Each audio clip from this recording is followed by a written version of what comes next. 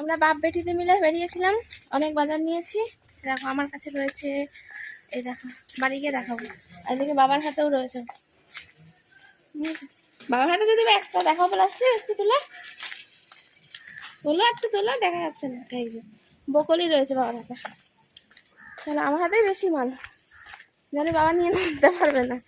দেখো না যাচ্ছে, ও ঠান্ডা লেগে যাবে বলে টোটোর মধ্যে ওই জন্য কানে চাপা দিয়ে দিয়েছি। দেখো ঠান্ডা লেগে যাবে না বলো, একবার ঠান্ডা লেগে গেলে ব্যাস কী কষ্ট সে আমরাই জানি। সেই ঠান্ডা মানে প্রথম ঠান্ডা পড়া থেকে আমাদের ঠান্ডা লেগেছে আমার আর মায়ের।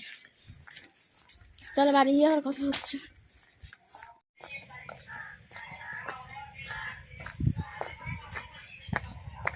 আমরা বাড়ি, বাবা জামা কাপড় ছাড়বে ওইদিকে গিয়ে, বাবা ওইদিকে গিয়ে, উধার ওইদিকে গিয়ে ক্যামেরা চলছে।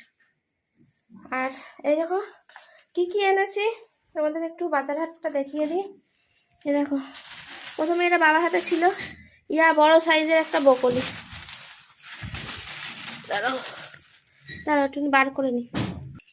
এ দেখো কত বড় সাইজের, দেখো এতদিন আমি খুঁজছিলাম 40-50-এর নিচে পাওয়া যাচ্ছিল না, তা এটা আজকে বিশাল বড় সাইজের নিয়ে এসেছি।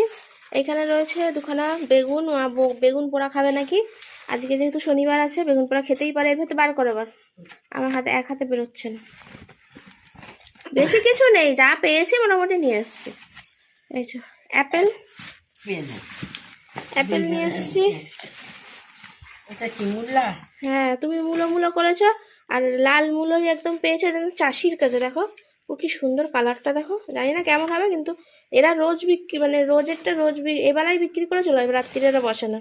এই যে একদম দেখো কটকটে লাল মূলো, আর এখানে একদম কচি কচি পালং শাক, মানে মনে হচ্ছে না ক্ষেত থেকে তুলে নিয়ে এসছে। এত ভালো লাগছে আমার দেখে, খুব ভালো লেগেছে। তা আবার বলছে বয়স্ক তো, বলছে কি আমরা কিন্তু দুবেলা বসি না, রোজেরটা রোজ বিক্রি করে চলে যাই। তো জানি না কেমন কি হয়েছে বাজার হাট, এই বাজার হাট পেয়েছি আমি নিয়ে এসেছি, ঠিক আছে। আর এটা দিয়ে যদি বেগুন, কলা পাইনি, আর এটা দিয়ে যদি বেগুন পোড়া তুমি খেতে চাও তো খেতে পারো। আগের যে বেগুন আছে ওইটা দিয়ে চচ্চড়িতে দেবে, আর এটা পোড়া করতে পারো। চলো এবার খাওয়া দাওয়া করি, এসে গেছি। আমার ড্রেসটা ছাড়তে হবে, হ্যাঁ খাওয়া দাওয়া করবে অবশ্যই, এত কষ্ট করে আমরা এসেছি, খাওয়া দাওয়া করবো না বলো। তো চলো খেয়ে দিয়ে নি, আজকের ভিডিওটা এই পর্যন্তই রাখলাম, কারণ আজ একটু রেস্ট নিতে হবে। বুঝতে পারছো একটা জার্নি ধকল হলে আর পারা যায় না। আর আজকে আমাদের এখানে কি প্রচন্ড ঠান্ডা পড়েছে গো, কোনো কথা বলার নেই। মা দেখো সব পর্দা টর্দা এমনি মানে টেনে টুনে একদম প্যাক ট্যাপ করে দিয়েছে। আর বাইরেটা এখনই দেখো একটা কুয়াশা ভাব, মানে তোমার বোঝাতে পারছি কিনা জানি না। সকালবেলা আজকে বেলা 10টার পরও, 10টা 10:30টার সময়ও পুরো বাইরে পুরো সাদা হয়ে রয়েছে। আমি বাবা আমাদের কলকাতায় মনে হচ্ছে বরফ পড়বে, বা পড়তেও পারে, কিছু বোঝা যাচ্ছে না। বুঝেছো এত ঠান্ডা, এত ঠান্ডা মানে শেষে এই সময়টা এত ঠান্ডা পড়বে আমি ভাবতে পারিনি বাবা। এই কদিন যা মানে একটু গরম গরম ভাব, খুব একটা কিছু পাতলা কিছু গায়ে দিলে হচ্ছে, কিন্তু আজকে পুরো মনে হয় রাস্তায় সবাই, টোটোওয়ালা থেকে শুরু করে যত লোক রাস্তা দিয়ে যাচ্ছে সবাই কানে কিছু না কিছু একটা বেঁধেছে দিনের বেলা। এবার বলো রাত্রিবেলার কথা ছেড়ে দাও, তাহলে রাত্রিরে কিরকম হাড় কাঁপাবে বলো। হেভি ঠান্ডা পড়েছে আমাদের এখানে। কাদের কাদের ওখানে ঠান্ডা ঠান্ডা পড়েছে কমেন্ট করে জানিও কিন্তু।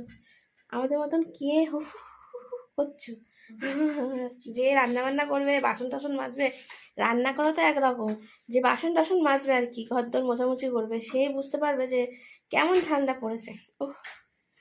ঠান্ডা জলে চান করার কথা বলবো না এর জন্যই, কারণ চান মোটামুটি লোক সবাই গরম জলেই করে, আমরা গরম জলে করি। এবার অনেকেই গরম জলেই করে ঠান্ডার সময়। এবার যে বাসনটা মাজবে সে তো আর গরম জলে বাসন মাজে না, বাসন মাজলে তখন মায়ের জন্য রেগে যায়, বুঝেছো? কষ্ট হয় না তার নাকি?